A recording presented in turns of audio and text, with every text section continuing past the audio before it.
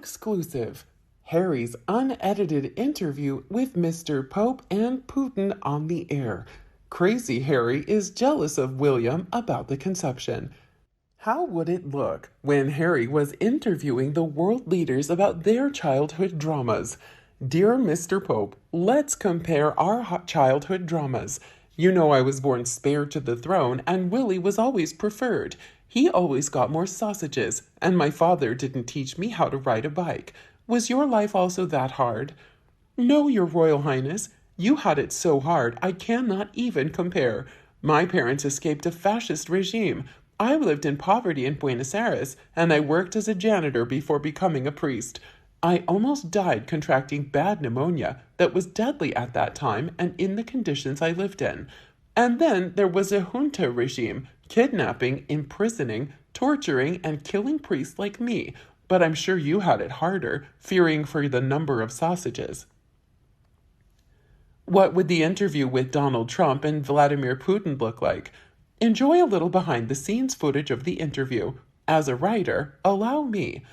A delighted Harry receives his invitation from Putin. He opens the envelope containing his ticket and excitedly waves it in front of Archie. Look, look, see what Daddy has? Archie stares up from where he sits on a freshly laid Hermes blanket. Crocodile? The Tyke goes back to playing with his sterilized titanium blocks. Harry bounces down the hallway, racing to get his suitcase. A camera mounted to the wall swivels as he rushes past, and a robotic yet oddly monotone voice states, "No running." Harry immediately stops and slows to a walk. The prince packs his bags, eager to get away from his keeper, if only for a heavily supervised weekend. In less time than it takes to pen a Spotify podcast, he arrives in Moscow. Harry is quickly patted down by Putin's security detail and forced to walk through a metal detector. The security is thorough, relieving him of his wallet, passport, rings, the tracker Meghan pinned to his collar, and even his comb. One of the guards hands him back the comb, noting that it's of no use to Putin or even Harry for that matter.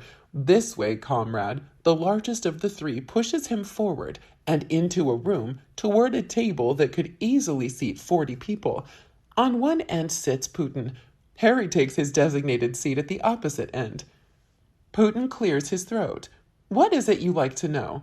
He stares at Harry, sizing up this silly faux veteran whose war claims are comparable to a game of chess. Harry stares back, wondering if he should start with Putin's early years or with recent events. Every history lesson, every news article, every lecture, everything that he's ever absorbed, read, and studied has come down to this very moment. He leans forward in his chair, sweat dripping from his brow, the Russian president staring back, unblinking. Crocodile? He covers his mouth, even as the word of a 5-year-old escapes his very lips. Putin blinks. Putin snaps his fingers. Crayons and coloring books are dumped onto the table, and the two of them, Prince of the Realm and self-proclaimed Tsar, begin to color in earnest. That's just my little reference to Harry's pointless interviews. Now let's discuss the Sussexes' evil intentions. After all, why did Harry have to do those interviews?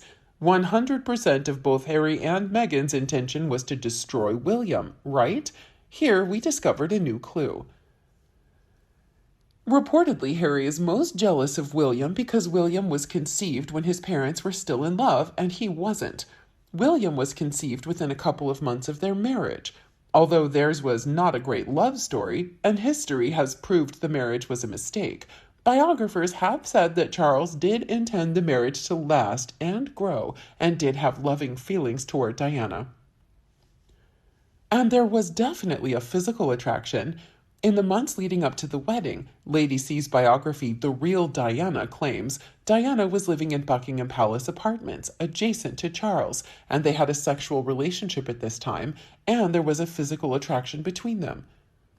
After marriage, the relationship quickly soured because of their different personalities, Diana's demanding neediness compared to Charles's aloofness, and various other factors. Diana claims Charles was unfaithful before Harry was born. Some biographers back up this claim. Others say he wasn't until after Diana's affair with her bodyguard. Regardless, Diana was known to be unfaithful prior to Harry being born, with the Earl of Pembroke, although it is a little shared fact. I say this to make it clear, I feel fault lay on both sides. By the time Harry was conceived, his parents had fallen out of love. He knows this all too well, and that is what lies behind his perception that he was born as a backup for body parts rather than as a loved and wanted child. If his parents' situation were more normal, they would probably not have gone on to have a second child. They would probably have ended the marriage, or at least they might have limped on, knowing it was not the right time to have another child, and delayed in the hopes of things improving. If their marriage were happy, they would have probably had 3 or 4 kids for the love of simply wanting kids. So Harry knows he was conceived out of love because they felt they had to have him, and William was conceived when they were in love. This lies at the heart of a lot of his jealousy of William. Since Diana overshared her feelings with her sons in a way that was not appropriate for their ages, I suspect she has made this abundantly clear to Harry over the first 12 years of his life. She has pushed a narrative of herself being treated as the broodmare obligated to provide a spare, but in doing so she has imparted to Harry the sense that he was an obligation too. And Harry hates his mother too, internally, for loving William more than him and for all of the reasons above. He hates that she had affairs and was not the pure angel he thought she was. But more importantly, William got everything from looks to brains to love to being an heir and even Catherine. He competed for years and always failed miserably. The only reason people liked him somewhat was because he was fun and a playboy, unlike boring William. This is why he and Meghan are trying to destroy William's marriage. The public loves a good fairy tale love story, and after William and Catherine's marriage, the royals enjoyed great public support. If they dissolve this by ridiculous rumors, the monarchy is over. I am sure Harry will want to swoop in and save the day by saying, I will save the monarchy just like I saved my marriage and my wife. He becomes a hero and William a villain. What do you think about Harry's interviews with world leaders and the real reason why Harry has always been jealous of William? Let us know your thoughts below in the comment section. We hope you found this video helpful. Don't forget to leave a like, share, and subscribe to the channel if you like it. Thank you for watching this newsletter. See you in the next videos. Goodbye.